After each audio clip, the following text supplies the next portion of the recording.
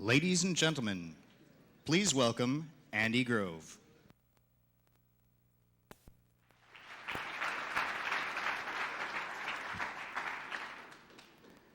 Thank you all very much for attending the Bill and Andy show here. I'm sure it helped that it is such a slow news day. So let me start by first describing to you what is motivating all of us to be here. The biggest competitive advantage in the 90s for all corporations, this is now recognized by every business writer, is speed. Simply speaking, there will be two kinds of companies in the 90s, the quick and the dead. We call this phenomenon just-in-time business, and just-in-time business and the imperatives of just-in-time business has really been the driving force for computers and computerization ever since computers have been around. Banks, airlines, order entry systems all have changed the way business operate. Perhaps we keep thinking that they made business more productive. In fact, they made businesses more timely. And this phenomenon and this imperative continues to go on, and the proof of this phenomenon is around us everywhere. The rapid growth of cellular phones, of electronic mail, of video conferencing are all relatively pervasive indications of the need of speed. Our aim in the 90s in the personal computer business is to consolidate all of these capabilities into the personal computer as we know it. A year ago at Comdex, I tried to illustrate the way business would be practiced and handled with networks of personal computers in an activity that we call computer-supported collaboration by putting on stage a big demo. We built an on-stage computer network that tied together audio and digital video-equipped desktop PCs, a wireless pen-based notebook, all to create a big electronic collaboration system. Using pictures, voice, and video, we were able to demonstrate how a manufacturing problem, a pretty realistic manufacturing problem, would be solved between two plants, continents apart, far more quickly than they could be today. Just to set the stage for that, I'd like to play a few seconds of a videotape, actually a digital video recording of this demonstration for you to start things off.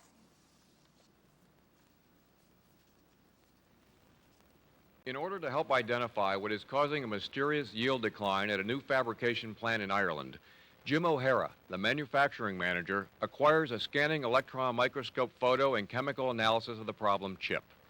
As he ends his day, he forwards these to Sunlin Chow, a technology expert at his lab in Oregon. Sunlin receives the mail at the start of his workday, and while he examines the email, receives a phone call from Executive Vice President Craig Barrett, who is at an airport on his way to inform a customer that the new product may be delayed. Craig's pen-based PC has a wireless link to the company's network, so Sunlin can share information with Craig via email. Working together in real time, Craig and Sunlin are able to examine and annotate Jim's scanning electron microscope photo. They agree the problem is contamination on the chip, and Craig signs off. Sunlin prepares an email response for Jim, beginning with a voice message, summarizing what he and Craig have discovered. Jim, the chemical analysis indicates that the particle came from a worn-out wafer stopper in your metal sputtering system. I'll send you video instructions on how to fix it. Sunlin next finds a clip from a training video database that will help Jim solve the problem. Finally, we'd like to remove the glass impregnated Teflon stopper. This is the source of our calcium and magnesium contamination, which we found as a defect problem. Then, using a desktop video camera, Sunlin records a live message to send Jim updated information. Replace it with a new design, the latest one, which looks like this. Good luck, Jim. He then sends the entire package of sound, text, and images in one email message. When Jim arrives at work the next morning, the message is already waiting for him. Jim reviews the annotated image, the audio message, the training video, and the video update. Armed with this new information, Jim gets to work fixing the problem. The next day, waiting in the customer's lobby in the U.S., Craig checks his email to find a message with the good news. The customer's part will be delivered on time.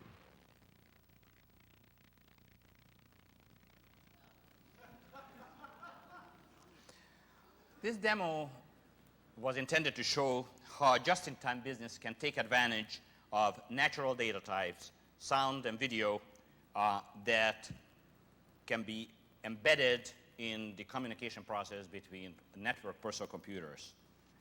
This is what we are here to talk about today. And more specifically, 1 year ago, this was a very elaborate and laborious demo. Today, we are talking about a product that anybody can use. We are talking about digital video computing. The main benefits of digital video computing, digital video on a PC, are that it's an exceptionally effective way to communicate messages. The training video that you saw here shows exactly how the replacement part and which replacement part should be inserted. Can you imagine what it would take to describe that in words? It is also immediate.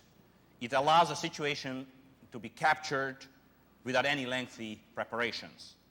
Sunlin's video attachment was prepared right then and there as he was working on the problem. And lastly, it is reusable, which allows a message, a video clip, to be manipulated, stored, and forwarded, as was the case in the example of the training segment that you saw there. For PCs to be able to manipulate the video data just as easily as text requires that the data should be in digital format, and this is why we call this digital video computing. Why hasn't this happened until today? Basically, it is because digital video data requires a tremendous amount of storage space, and incidentally, to ship it around, it requires a tremendous bandwidth. To reduce both of these to a manageable amount requires compression technology. Compression, in turn, requires a lot of processing power, which until now was brought to the market by specialized and therefore expensive hardware. To be reusable, the video data must be in a form that can be exchanged between different systems. Until now, there were many different incompatible video data formats. And third, there was very little application software that supported digital video, mainly because of these incompatible programming standards. Today, we are changing all of that. Intel has developed a technology that does away with the need for specialized and expensive video hardware by allowing any existing 32-bit PC to be used to play back and edit digital video. Working with Microsoft, we have agreed on a standard format so that digital video can be exchanged between different computers and programs. Following me, Bill Gates will show you how any application will be able to work with digital video data. To understand what it takes to solve the video problem, we need to look at how video can be used on a PC. Anyone with a PC should be able to play back video. Examples of this type of applications include training, reference material, games, news services, help, tutorials, or simply viewing a video mail message that somebody sent us. All of these require nothing more than a playback capability on a PC. To play back and edit a video message requires the ability to cut and paste video clips. Here we are talking about applications like preparing presentations or forwarding a piece of video mail message, just like you would edit an email message. This requires editing software. Lastly, an author has to be able to create video messages, and this requires our ability to capture a video into a computer. Examples of this involve creating a video mail message, recording a live situation and distributing it via electronic mail, or creating the desktop reference training materials that we've described earlier. Ideally, digital video computing will work with the huge investment made in the existing computing infrastructure by our customers. We cannot expect users to start over just so they can use video data types. Secondly, one should have real-time recording capability. As you will see as we go along, this is a key element in making digital video work effectively. Let's examine these two requirements, working with the existing infrastructure and the real-time capability, and also how we go about satisfying them. Starting with the issue of the existing infrastructure, there are tens of millions of 386 and 486 based personal computers out there that are sitting on users' desks and their briefcases, many of them running the Windows operating system. All the application software, word processors, spreadsheets, databases, electronic mail that people are already using is part of that infrastructure. And lastly, connectivity through the established local area networks and wide area communications are part of the infrastructure that we have to deal with. To display a digital video image on a PC until today, you needed to read the compressed data from the disk, decompress it using a video processor board, such as an i750-based video board, which then could display the image on full screen, full color at 30 frames per second resolution. This kind of capability has been available for several years with products and incorporating products such as our Action Media 2 board. What we have been missing was a way to play the same video data on PCs that are not equipped with such a video processor board. What allows this is a software ingredient which lets us use the microprocessor in a PC to decompress the video. How can this be done?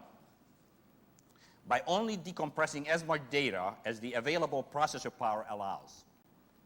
The software does this by automatically reducing the amount of video data displayed, such as the number of frames per second, or the picture quality, or the size of the picture, to match the processing power of the capability of the machine that we are playing this video back on. Let me illustrate the work of the software ingredient by playing back an identical file with the identical software on 3 different computers. The only thing that's different about these 3 computers that you see on my right is the hardware capabilities. Let me ask Steve McGeady from Intel to join me and help me with this demo. The first example that you will see here is the first computer on your right is a 486 machine equipped with an Action Media 2 board. And this plays the segment back at full screen, 30 frames per second frame rate. Next to it, we have a 486 DX2 66 megahertz machine, a high-performance processor that plays the same message back at approximately 24 frames per second, and obviously at a smaller screen size. And last, we have a 33 megahertz 386 machine that plays the same message back at something between 10 to 15 frames per second, and obviously a smaller screen. The data was captured at full quality, and it automatically senses the type of hardware that we have in these machines, and it scales down to play optimally in the hardware that we have available to us. The key to all of this, again, is that the digital video in the first place was recorded in all of its richness, which then gets us back into the subject of how we record digital video on a PC. One method that you can use to record video is to first capture and digitize the video and save the uncompressed video on a hard disk. The problem with this is to capture raw, uncompressed, digitized video requires enormous amounts of disk space. For us to be able to store and manipulate digital video, it must be, in a practical fashion, it must be compressed to a more manageable size. In the 2-step method, the data is compressed with a software compression utility using the microprocessor on the PC, and then the data is resaved to the hard disk. The drawback of this method is that it's very slow. Roughly speaking, it requires 10 minutes of processing time offline to compress 1 minute of video. By contrast, using a video processor and the software ingredient that we have talked about, we can capture, digitize, and compress the video in one step. We call this real-time recording.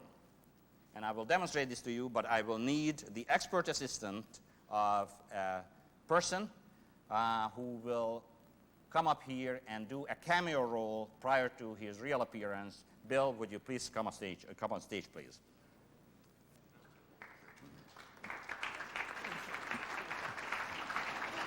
Well, let's see if we can collaborate in front of a camera here. This camera is on, so let's do something active here and wave.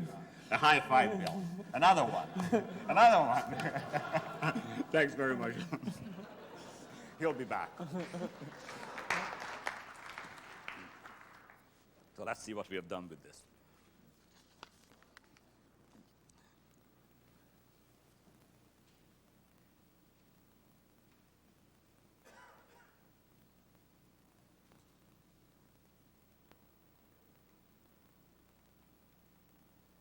Something active here and wave. A high five, Bill. Another one. Another one. Thanks very much. Something active here.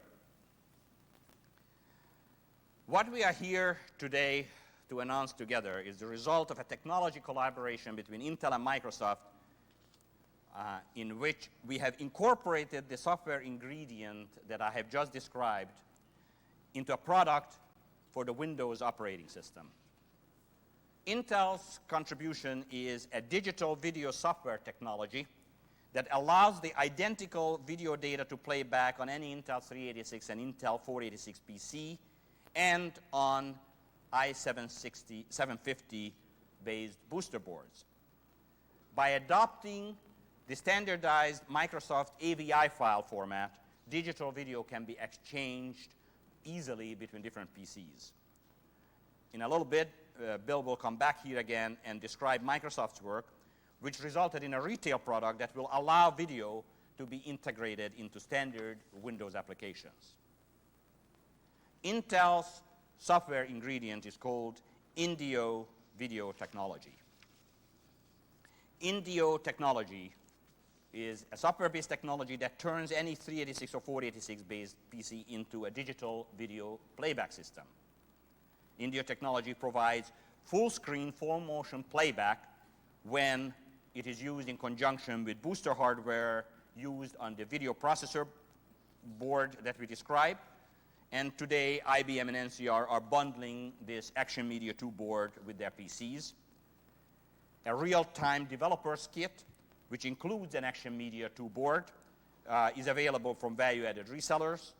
And we are working with several more computer manufacturers who will soon be providing the Action Media add-in card themselves.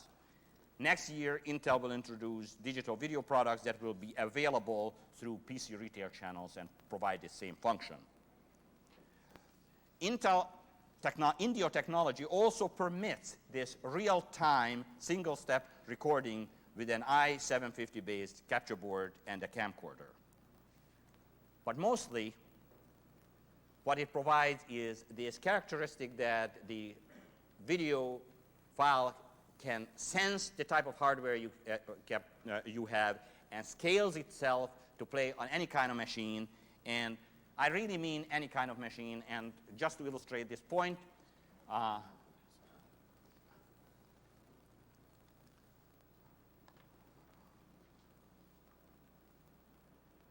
while I was talking, Steve got the file that we recorded with Bill on the Action Media product and loaded it into the newly announced 486 SL-based compact color notebook computer that I will try to demonstrate, and hopefully the television camera can display.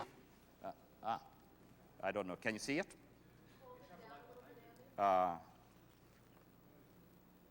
How's that?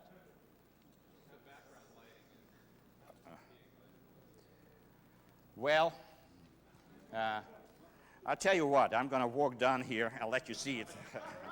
Can we have the house lights for a moment?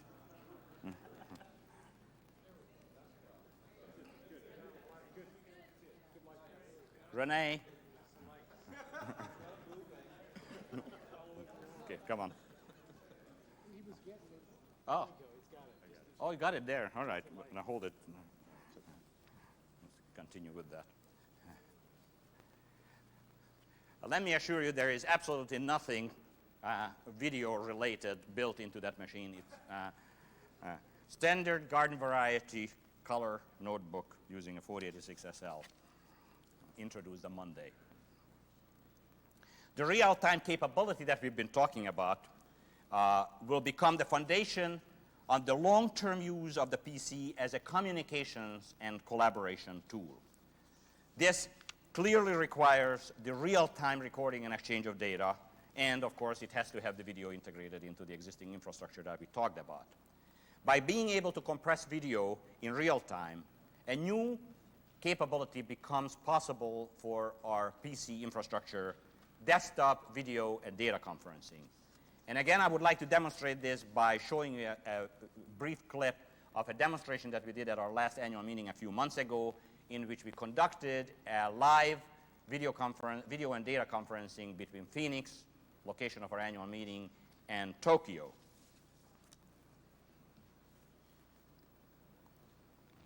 Linking two business people via desktop video conferencing can help improve communications by showing rather than just telling.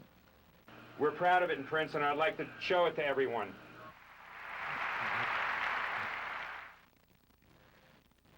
Video conferencing also enables people to work together without having to travel long distances. By being able to view and edit the same document in real time, both parties can effectively collaborate to quickly and easily reach business decisions. The next year, we are targeting a jump to number 5. Now I want to manipulate that. And then the sound. This. Are you asking me number 1? Wow.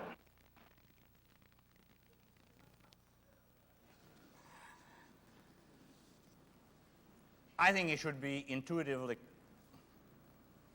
palpable and evident that real-time video and data conferencing will be really the ultimate that the PC world will bring to the task of bringing just-in-time business broadly available to businesses and organizations everywhere. So to sum up, I think one way to describe being an old chemical engineer, what has happened here, is to look at it as a chemical reaction. Almost all of the elements necessary for digital video computing have existed.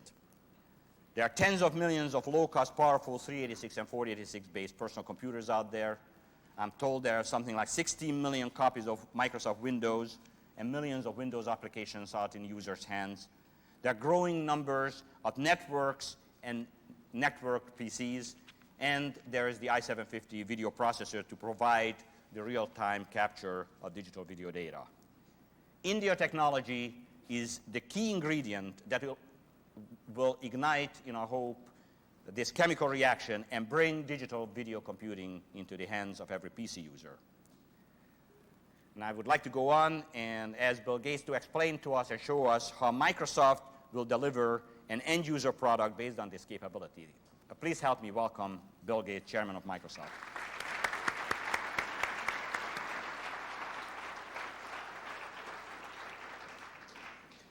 Well, thanks, Andy. Well, Intel and Microsoft share a very common view of where computing's going. We sometimes talk about it as information at your fingertips, and Intel talks about computer-supported collaboration. And we both recognize that this involves not only text-type data, graphics data, still images, but also that we want motion video to be a big part of this. The applications are numerous.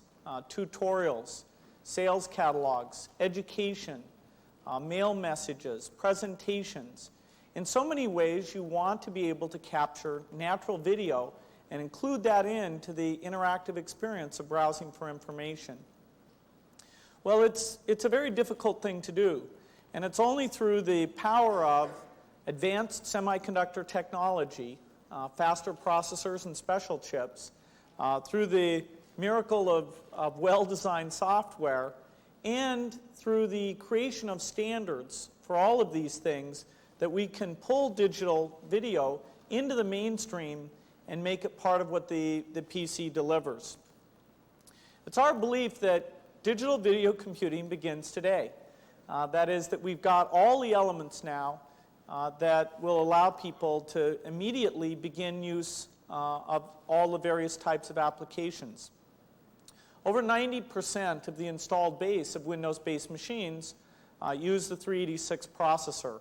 And already today, over 50% of the new machines being purchased are based on some form of Intel's 486. And so the microprocessor power for very high quality playback is absolutely there.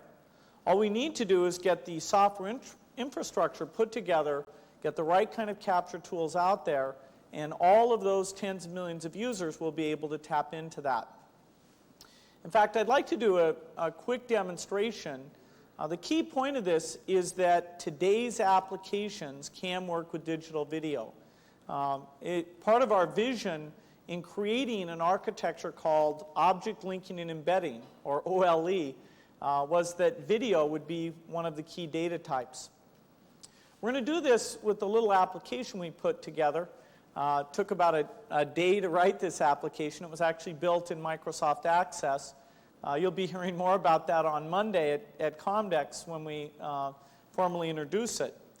The little application that we built here is a marketing programs database. And so it lets someone in a company, maybe somebody new, somebody in a different division, go back and look at all the different marketing things the company's done, how much they spent, how it was viewed, very easily browse through all that material. So here we've got the query screen. Let's say that we want to go out and look at awareness campaigns that were done. Let's say we want to look for the Windows product and cost less than $10 million. So as soon as we click on Find, it goes out to the records in the database, comes back very fast, gives us 4 different types of programs: TV advertising, direct mail, sponsorship, giveaways. And if we want to zoom in and look at this advertising program, we just click on the detail button there, and we can see that we actually have a series of ads, a print ad here. If we go forward, now we have a television ad, and below it we see placement costs and where it actually appeared. Now in the little screen there, we can use digital video. This is a machine, actually a 486 machine without any special hardware for the video at all. But if we simply click on that ad, we'll see it played back. Point of fact, it takes the average person an average of 20 keystrokes to do an average task with their PC. Counterpoint. You can do it with just a point and click with Microsoft Windows. I don't own a TV, so I don't know for sure, but that's the ad that we spent about $10 million to run last spring, or so they tell me. Well, let's say we want to dive in and see the reaction to that ad. What did the product managers think? What happened in the focus groups? Once again, we've got video clips here that it's just as simple as pointing and clicking to see that video. The ad campaign was extremely successful and it achieved its goals. The most important aspect in developing the ad was doing the right market research. We were able to create the right ad because our target audience told us what they wanted to see. Well, now that we've used this database to browse all these different marketing programs, it's very likely that we might want to take some of the information out of this database and put it into a document or a presentation or a mail message. Specifically, let's take that ad, select that, and copy that over into the clipboard, and then we'll switch, bring up the standard version of mail, the one that is shipping today and like so many Windows applications is fully OLE enabled, and simply use the paste command to move that video into this mail message. Now you see the little still clip there, but it's all the video information's behind it. In fact, let's take this nice little message and mail it off to Andy Grove and ask him to take a look at what great things this video architecture can do. Now it should show up fairly soon here over on Andy's machine in his inbox. Well, let's see if we have any interesting mail here.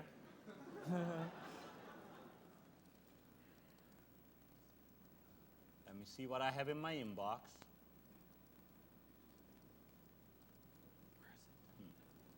Where is it? It's not there. It's not there. No? Oh, a message from Bill Gates. It's too small. I can't see it. Let's make it a little bigger. Oops.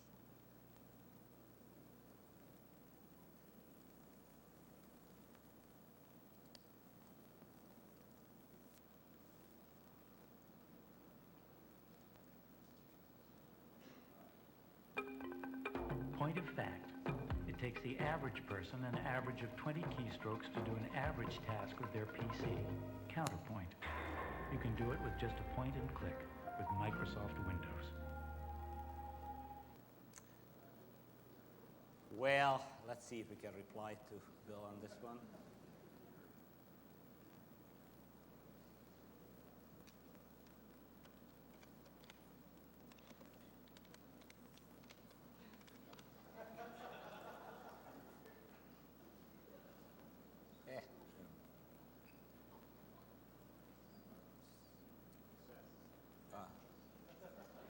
Where is send them?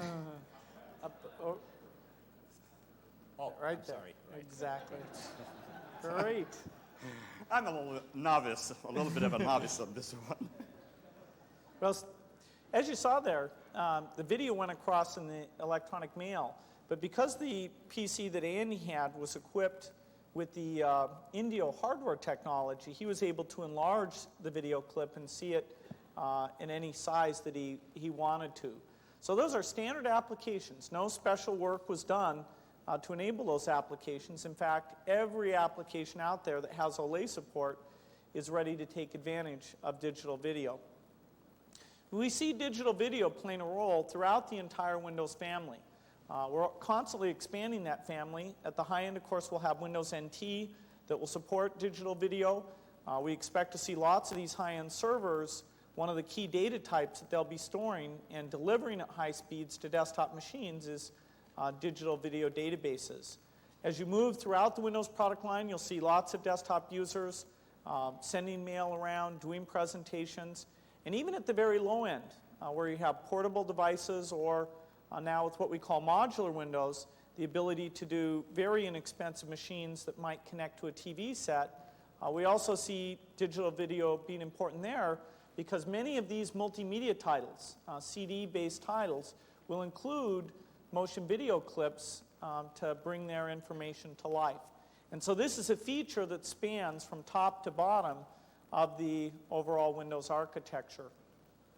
In pulling together this capability, we are leveraging off of existing elements in the Windows architecture, particularly object linking and embedding. It is extra effort for developers to put OLE support into their application, but as soon as they've done that, they're enabled for the full range of data types, not just audio or animations, but any type of digital video that comes along. And these applications are not having to think at all about the complex issues of what the format is or how the sound was synchronized together with the information in that video clip. They just have one generic way of supporting it, and so applications that have been shipped for years and years in the Windows environment are all right there and ready. There is absolutely no need for people to update their applications to get at this capability. We're also leveraging the multimedia extensions that became standard with Windows 3.1. And so when we're seeing these video clips, actually the sound capability is going out through the normal Windows Sound APIs, and all of that MCI architecture is being exploited. The new components that are being added here are three.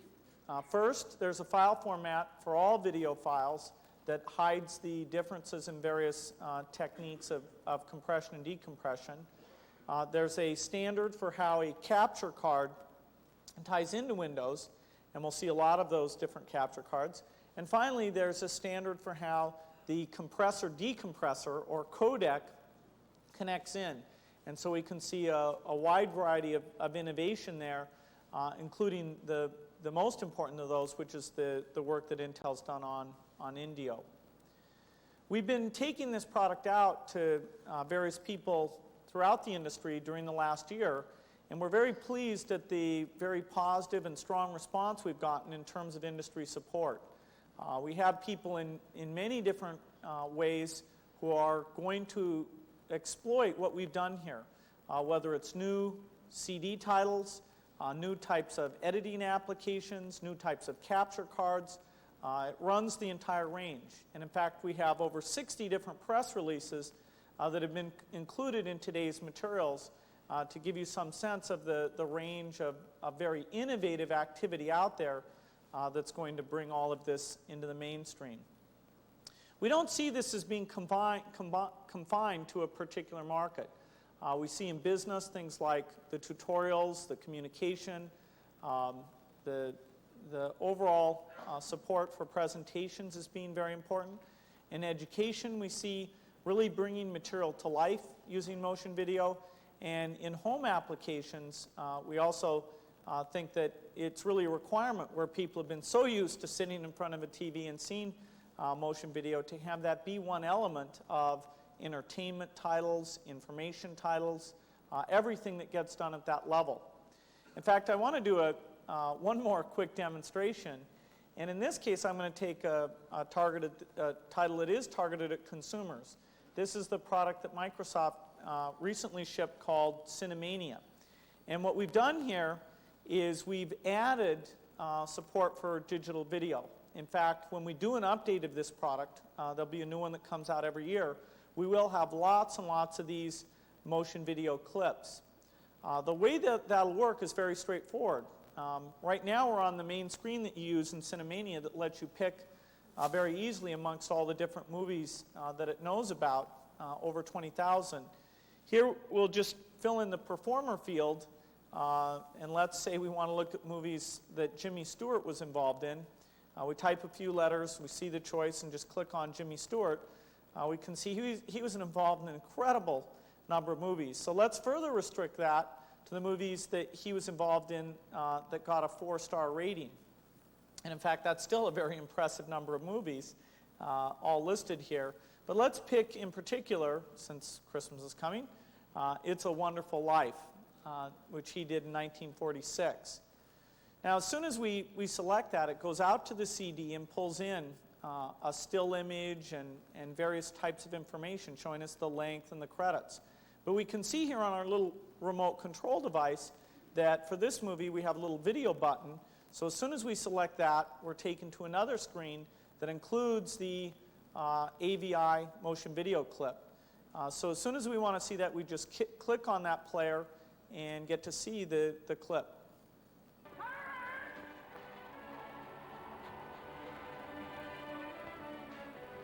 Clarence!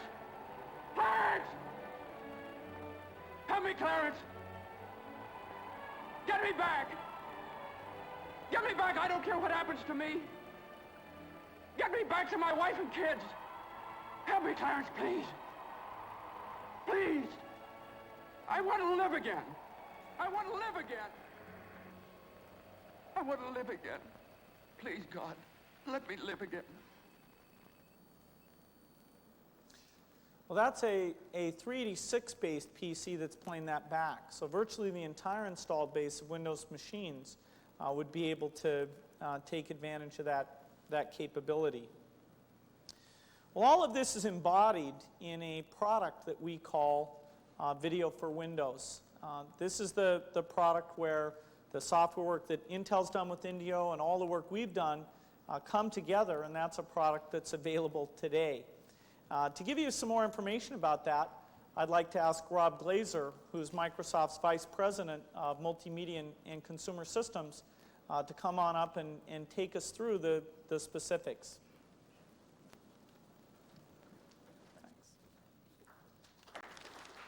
Thanks, Bill.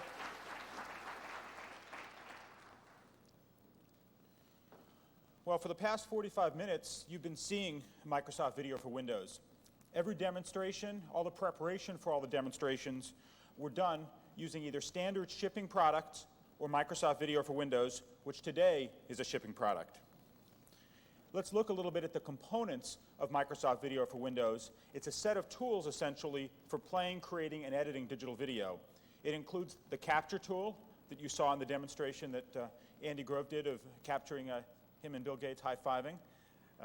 You saw some editing tools that we include, a fully functional editor, a media browser that allows you to browse through video clips. Video for Windows comes with a CD that has over 250 video clips, about 70 minutes of clips that can be cut and pasted into standard applications. It includes a few other editing tools and something called the media player that allows you to integrate, copy and paste digital video into any OLE-enabled application, and you saw the playback of that several times today. Probably the best way to summarize this is to describe the product through the first look that InfoWorld did in the issue that came out yesterday, even before we shipped the product, where they said the tools included in Video for Windows are strong enough to support serious editing, which, given that our focus has been on ease of use and really getting things started, we took as quite a compliment. As Andy Grove mentioned, compressors, in particular the Intel Indio compressor-decompressor codec pair, is a key ingredient of Video for Windows. We include, in fact, 3 different codecs in the product. The first we call Microsoft RLE. It's intended for use with synthetic images, animated images, for playback on very low-powered computers. Literally any computer that has a 286 processor, even or higher, will be able to play back sequences that are encoded with this particular algorithm. That would be for markets like the schools market, where people are very loath to discard even very old computers. The second codec we call Microsoft Video 1 is a general-purpose compressor-decompressor, plays back very well on standard power 386 or higher computers. The third codec is the Intel Indio codec, which, as you saw, is unique in its ability to scale up, particularly when on very high power machines or on machines equipped with i750-based video accelerator cards. To some extent, the fact that there are 3 compressors and many, many third parties developing compressors is not necessarily something that end users need to worry about or focus on, because we've created an architecture that is extensible, and the key to that is a file format we call AVI. AVI works with all of the codecs that we're shipping, is extensible for other codecs. In fact, one of the announcements that you have in your thick announcement pack is a set of companies that are working together to provide a standard mechanism for a file format for use for JPEG and motion sequences built off of that. In addition, there are a range of different companies that have announced support for the AVI file format. And one thing in particular that we'd like to show you is a cross-platform capability that we have. We are shipping in the Video for Windows product the ability to convert existing QuickTime files from the Macintosh to AVI. But even more importantly, we think it's going to be very important for people who want to publish their data to have one format that they can publish, where they can distribute free of charge, if necessary, the runtime for the particular information. And that's what we have to demonstrate today. And I'd like to bring up a video clip, and it's the exact same clip, literally the same data stream running on both a Macintosh and Windows. And Hugh, when you're ready, just go ahead and click and start. You can say that Microsoft Windows makes the world a better place. Hugh's going to restart it again so we can have the 2 going at exactly the same time. Go ahead. You can say that Microsoft Windows makes the world a better place. A nation more productive. A business more profitable. But really, Microsoft Windows just makes your everyday work easier. Isn't that the point of personal computing anyway? Microsoft Windows. Now, as you know, Microsoft remains very, very committed to the Macintosh, and we thought it was important to show the Macintosh saying such sensible things.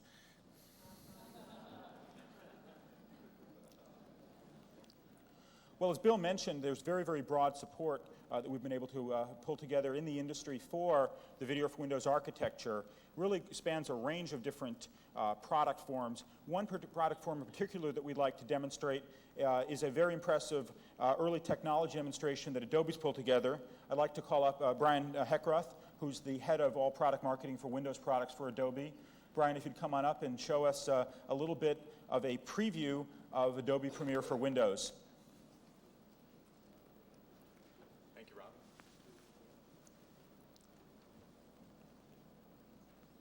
Good morning. It's my great pleasure indeed to show you a technology demonstration, a sort of an early look at Adobe Premiere, a digital movie editor which will run with Microsoft Video for Windows. There are several things that a digital movie editor needs to do. The first would be to manage content. I have some stored digital video clips that I will pick up and drag into what we call a construction window. I can actually scrub right through them to actually see the exact points in the video where my edits need to take place.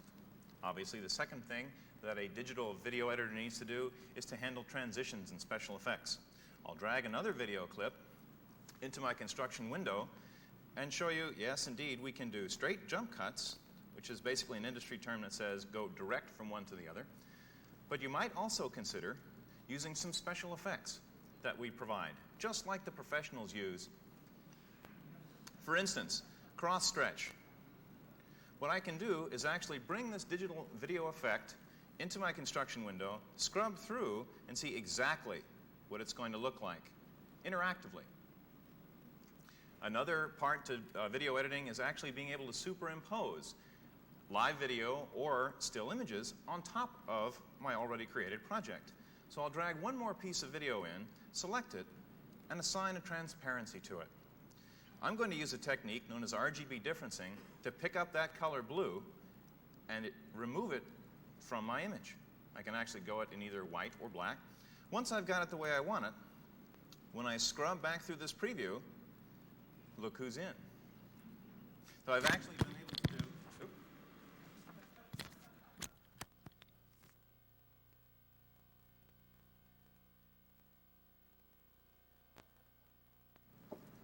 I may be able to do digital video, but audio is going to take a little practice.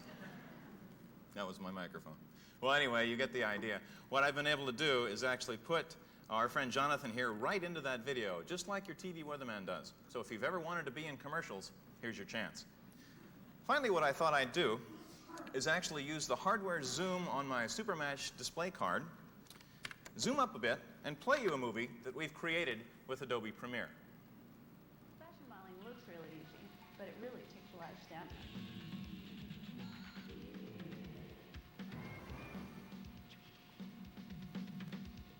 Indian Springs water, I must drink at least 10 gallons a day.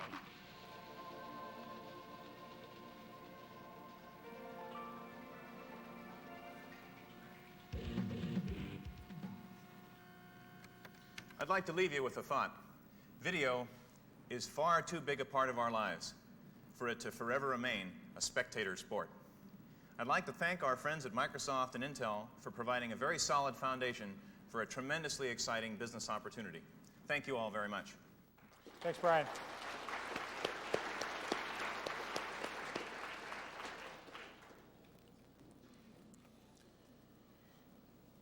Now to close, I want to summarize the three ways that Video for Windows is available. As Andy Grove said in his earlier comments, there are really three different constituencies, three different audiences that we're targeting.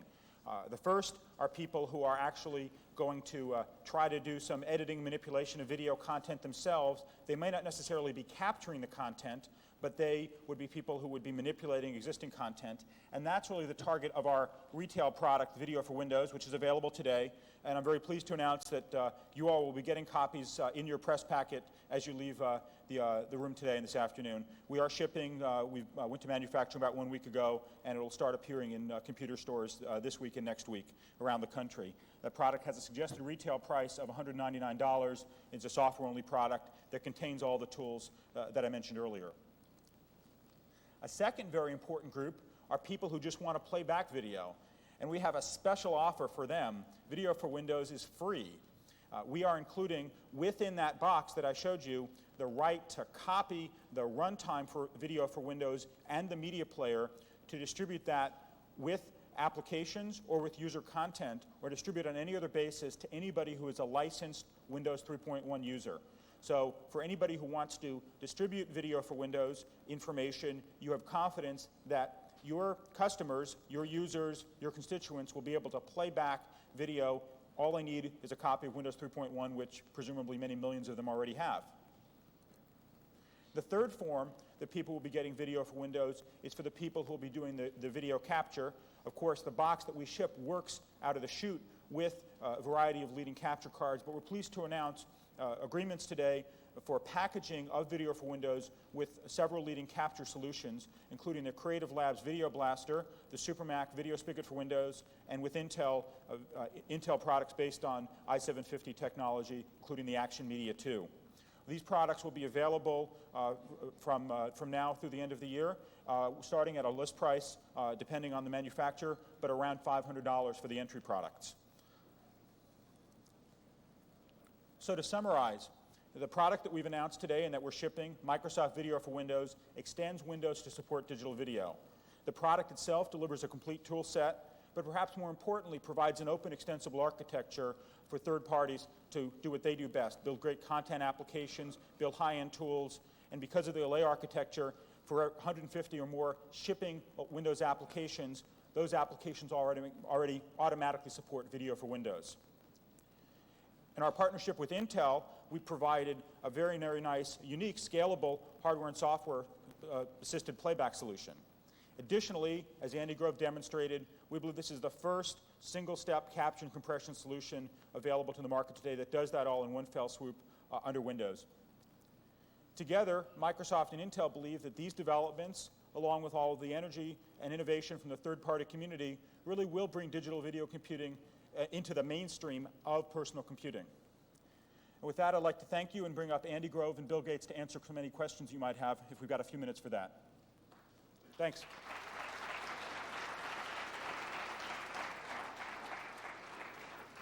Now we have microphones in the center, I believe. So if you want to just come on up to the mics. Again, we just have time for a few questions. Dave, I saw your hand first. You want to shout it from there? Sure. Two questions, one for Andy, one for Bill. Andy, could you explain how the Indio technology works, complements what you're doing at DVI? And secondly, for Bill, 2 weeks ago you introduced Windows for Workgroup. I run Windows 3.1 on my machine now. You're giving me Windows for video. Do I run them all? Do they supersede each other? Could you help me understand what I use on my PC? Why don't you start first? Okay.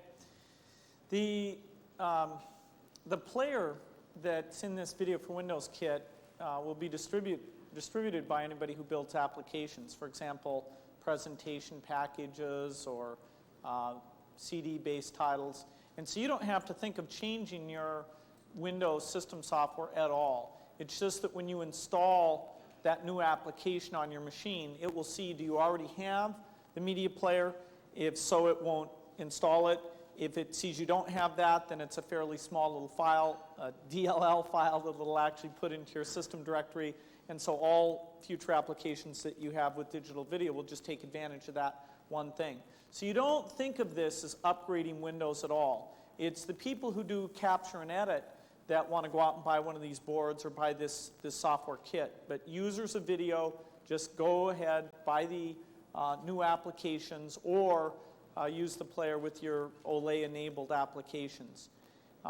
Windows for Workgroups, I mean, it's all part of the family thing where you can come at the Windows level, you can come in at the Windows for Workgroups level, or you can come in at the NT level, and we make it very simple to upgrade within those, and Video for Windows works across every single one of them.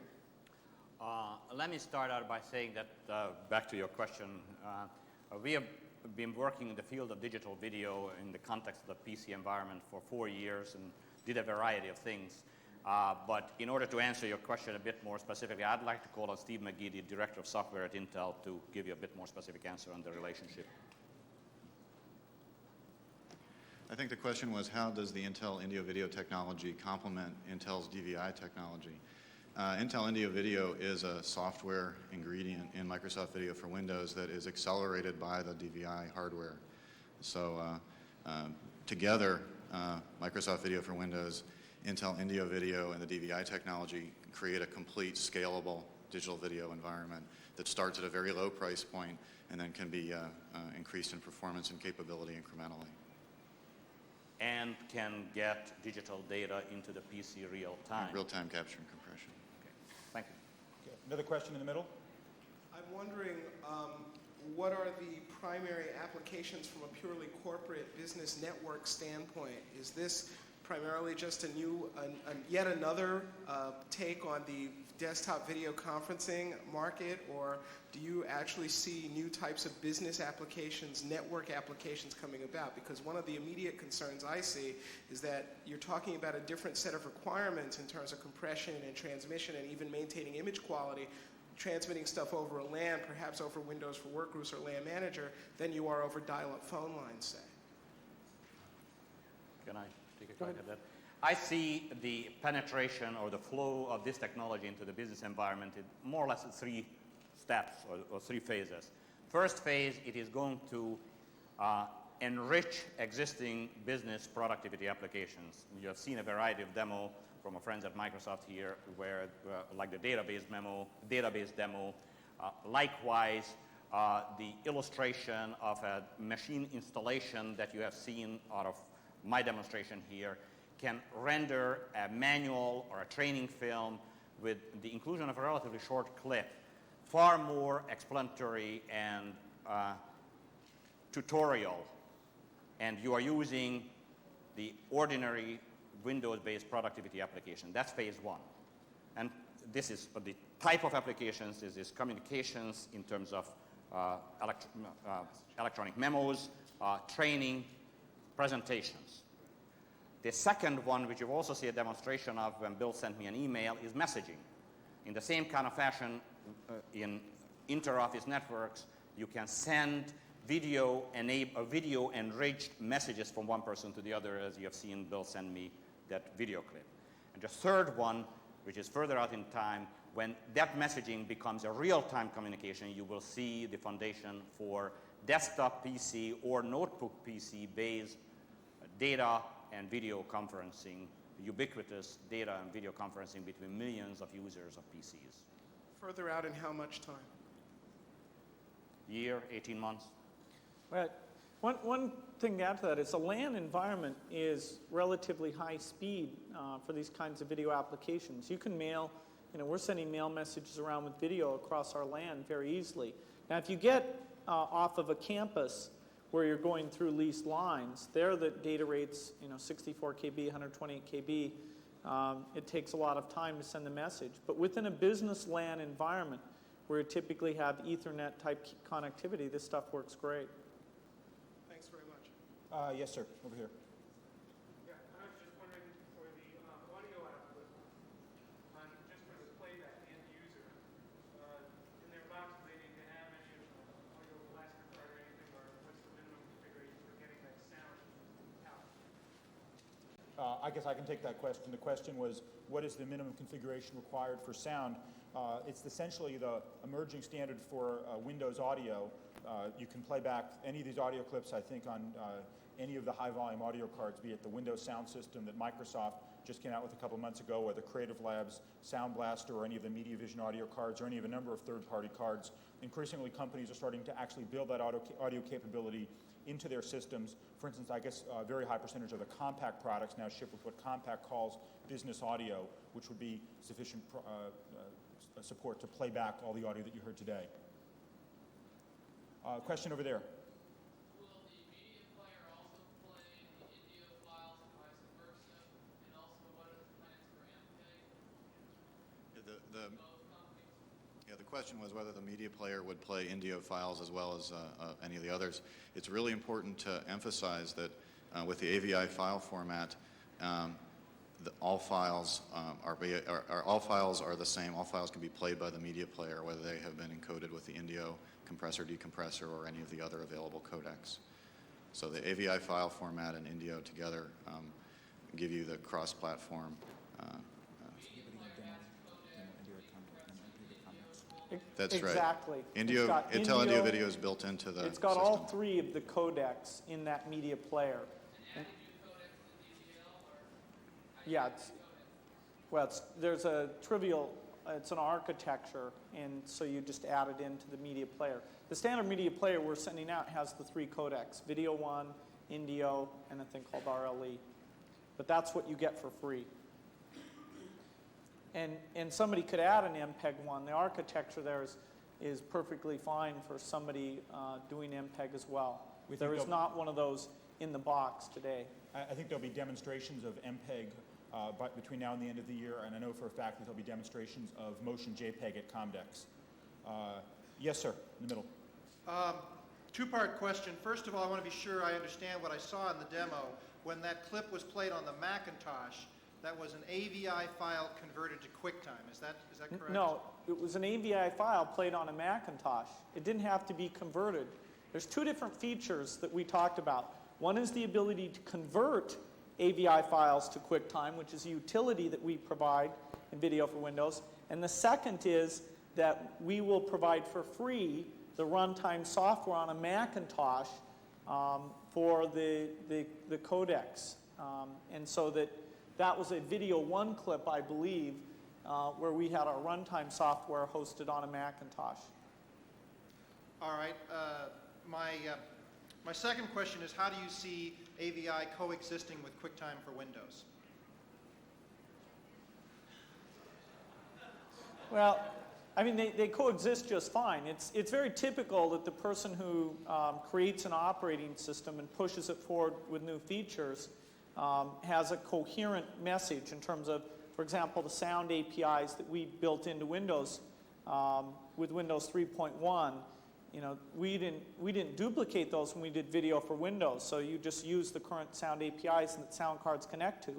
As QuickTime comes across, it brings with it a lot of Mac things like the Mac sound APIs, the Mac storage format APIs. So they're things that are somewhat foreign in the Windows environment. It can sit in there and play, but because we are giving away this Video for Windows architecture, because it's built in, because it's got the scalability through the Indio capability, I don't have much doubt that in the Windows environment, Video for Windows will be the dominant video solution.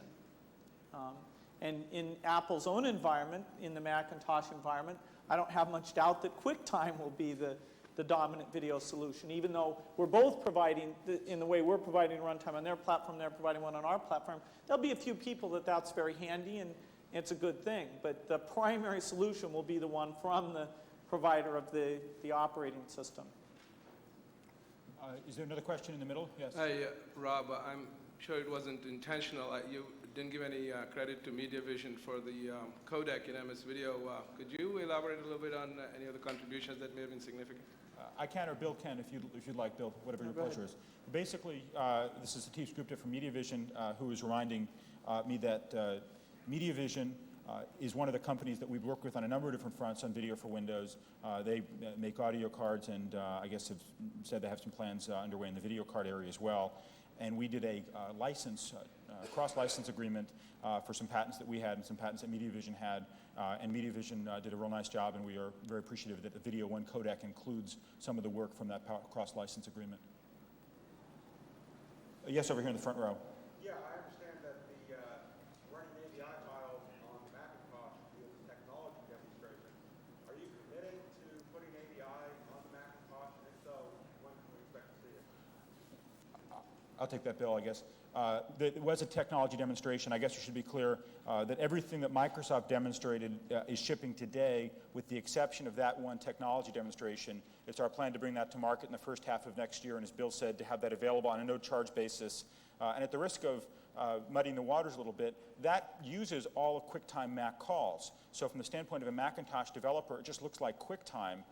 And under the hood, we make sure that QuickTime calls are translated so that it reads AVI files. So we're not going to be out there trying to establish a new API for doing video on the Macintosh. We're just supporting QuickTime in our own way. Were there any last questions? We have time for one more if anybody's got an urgent one. Front row on the far side. I couldn't help but notice that you guys have the same tie on.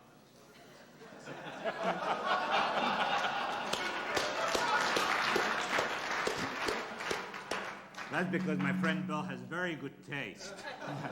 And for those of you who haven't noticed, this is a 486 tie. Soon to be available at a very reasonable price at Gucci and a variety of other retail outlets. All Thanks, right. Bill.